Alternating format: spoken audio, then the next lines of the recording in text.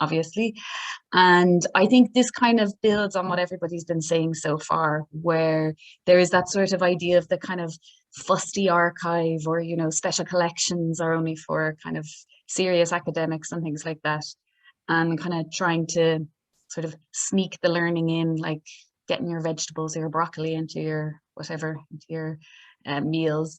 And I suppose the idea is that for us anyway, most of our exhibitions, so we do 2 a year, and they'd usually be kind of research question led. So we currently have one about what Irish Gothic reader Charles Maturin read.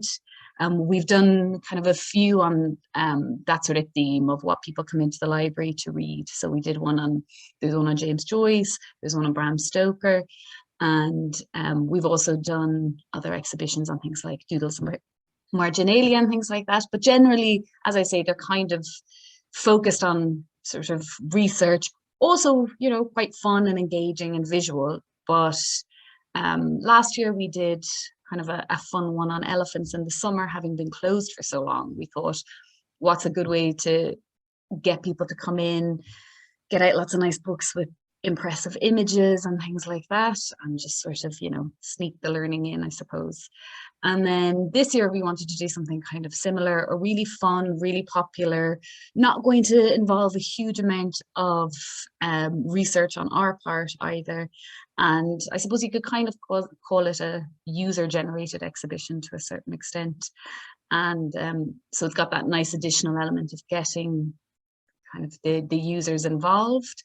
And we've decided to center it around kind of what people have liked a lot on social media. So we have quite a strong social media presence. We've been on a variety of them for over a decade, and sort of slowly building up, first of all on Facebook and Twitter, and then sort of in more recent years on Instagram. We've sort of been building up a following and sharing lots of our little discoveries, things like doodles, see some nice marbled end papers, color. Color is definitely the thing, I think, with social media. So the first thing that we had to think about when putting an exhibition together was, like with all exhibitions, I think, rather than what to include, you kind of need to think about what to exclude, because there's always so much that you want to put in. So we basically had a spreadsheet of all of our posts for about the past 5 or 6 years, because obviously it takes a while to build up a social media presence. So the first couple of years, obviously, the posts weren't nearly as popular as they would be now. From that, I kind of looked at a short list of about 50 or 60 items. And then from that again, we have to take into account, obviously, the condition of the items. So this is a good example of the magic of social media, of convincing people that items are in a much better condition than they actually are. So this is our copy of Handel's Messiah from the 1760s, and it all looks beautiful and very malleable and very willing to be put in a physical exhibition. But actually there's kind of question marks over whether this can go in or not, because the sewing isn't great.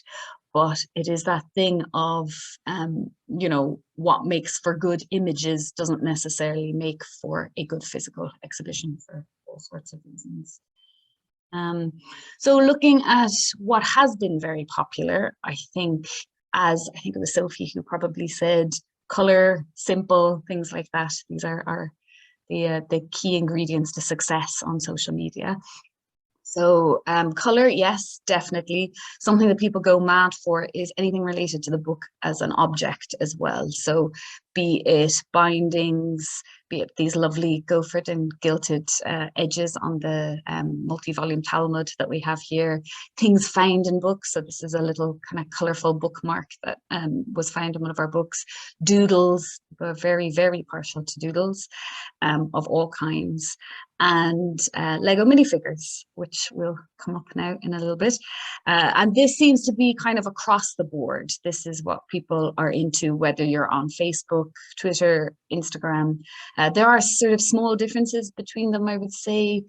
Although I do think with sort of algorithm changes, it can be hard to keep track of who's following you and what people are into. But I would say Instagram is very much obviously image-led, humor, bindings. Instagram just goes mad for bindings. This binding on the right hand side belonged to a woman called Alice Smith, who died in 1593 at a time when it was quite rare for women to have their coats of arms on books.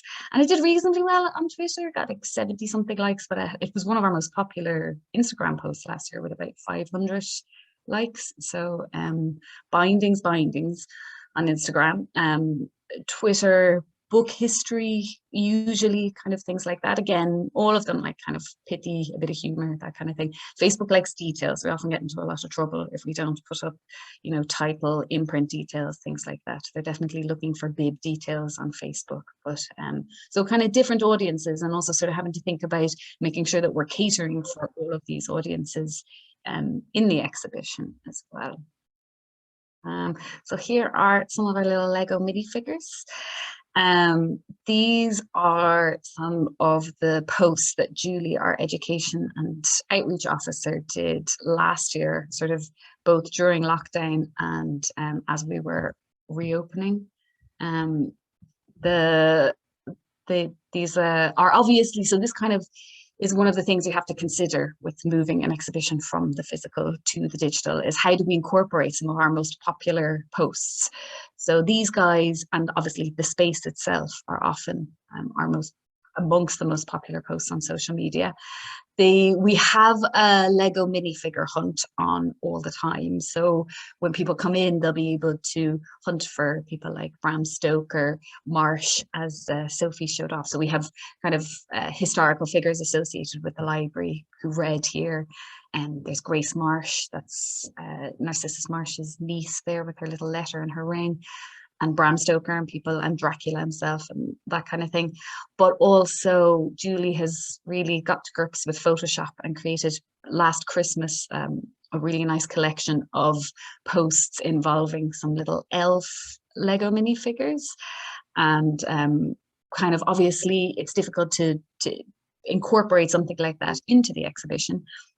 So we're thinking about how to kind of dot little postcards around the place to, or kind of having large panels showing off some of the figures, just to make sure that we're not excluding, although we're not sort of recreating them physically, that we aren't excluding those kind of very prominent, very important aspect of our social media presence. Also a good example, you can see Julie and the little postcard has put in the number of likes on all of these. So you can see these guys do particularly well on Instagram, which is they're also quite popular on Facebook and Twitter, but they're definitely Instagram favorites, I think. Then something else. So the idea behind this exhibition was very much that it was sort of, you know, user focused. These are the things that you have liked on social media, as opposed to staff favorites or just a sort of generic treasures exhibition, which in some ways it's inevitable that it will have an element of that, because obviously what we put on social media is stuff that we like and that we've gone, ooh, when we've seen.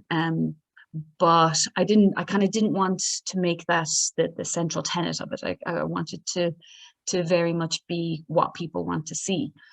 But obviously there's only so much you can do with social media. So I've picked out sort of two of my favorite things anyway, and also kind of asking staff. These are two things that have come up. So the one on the top is the 5-foot map of Venice from Bernard von Breidenbach's pilgrimage to Jerusalem and the Holy Land. And the little bird you can see here is a watercolor bird from we have 2 volumes of watercolors painted by Eleazar Albin and his daughter Elizabeth in the sort of 1720s or thereabouts, based on, you know, done from life, and that these were sort of the exemplars and used for his printed 3 volumes of the natural history of birds. So they are just unreal. I mean, this picture does not in any way, obviously I've photoshopped it horribly as well, but it doesn't do any justice to what these images look like. So I actually got this volume out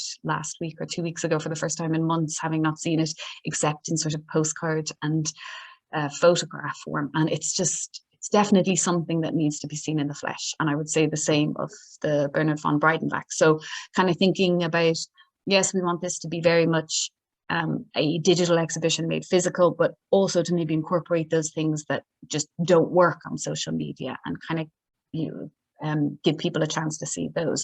So with the Breidenbach, certainly it does work on social media when we give details. So this was a really, really popular post a year or two ago, I can't remember exactly when, showing kind of the detail from the map.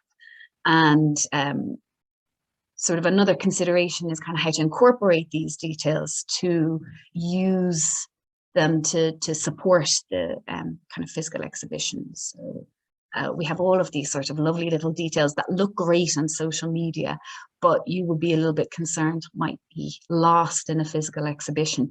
So this little heart bookmark over here, again, sort of one of our most popular posts ever. People just love when you find things in books. I mean, I love when I find things in books as well, but you really go mad for that kind of like, ooh, any hint of a reader 400 years ago. I think it's kind of people very excited on social media. So with the heart bookmarks, we will have the actual bookmark on show in the exhibition, but again, thinking about how best to use panels to be able to show off details that do get a little bit lost in physical exhibitions. So kind of thinking about wanting it to be a physical exhibition, but also understanding the limitations of that and how to kind of overcome the limitations. I love this little guy over here. He actually just can't be on show because he's on the reverse of a Volvel that will be in the exhibition. So again, that other limitation, you know, it's that lovely thing. You can show off the binding of something and its title page and its marginalia on social media. But of course, in a physical exhibition, you have to sort of choose which of those you're going to show off and then kind of trying to supplement it with panels and things like that. So I suppose the point I'm kind of trying to make is that no exhibition is really entirely physical or digital, that it kind of has to incorporate both aspects to make it as successful as possible. So another two of our very successful posts. So the one on the left is hands down our most successful post ever. So I have a little link to it there, but it's a tweet by Jason McElligott, the director in Marsh's, of The Sound of a 16th Century Book that just went mad. So it's basically him tapping on the wooden boards and opening the clasps, and people went mad for this. But obviously, in an exhibition, in a physical exhibition, that's going to be entirely lost. We can't have people knocking on the leather, but we will incorporate, you know, we will have iPads available, QR codes, things like that, so people can see the book and hear the kind of hear what goes along with it. So kind of incorporating an audio aspect as well as sort of visual and panels and things like that. And it's funny because the other thing that comes up a lot is when we do post bindings, much as people love them, there's always sort of 50% of people who are like, yeah, but what's inside the book? I want to see, you know, I don't just want to see a binding, I want to see what else is going on. So personally, I think bindings have a sort of limited place in a physical exhibition, because I think it is quite frustrating for people not to be able to open them, but then you can kind of incorporate these other elements to give people more of an experience. And then have this little gif of Volvel in Peter Appian's cosmography that I made. That's a bit sort of clumsy and maybe needs a little bit of work. But again, we'll have the actual Volvel on show. We'll have this little guy up here on a panel, and hopefully a QR code showing off the Volvel in motion for people. And then Julie, our very talented education outreach officer, who put together the little Lego images, will kind of make an activity for people to do from home, where they can learn to make Volvels and things like that. So yeah, I suppose this is it. Like all of our exhibitions, really, it's just going to be very simple, fun, colorful. People like to see as much color as possible. We know that, definitely. And yeah, and just kind of have a little bit of fun and show off what we have, what are very popular. And that's it. Thank you.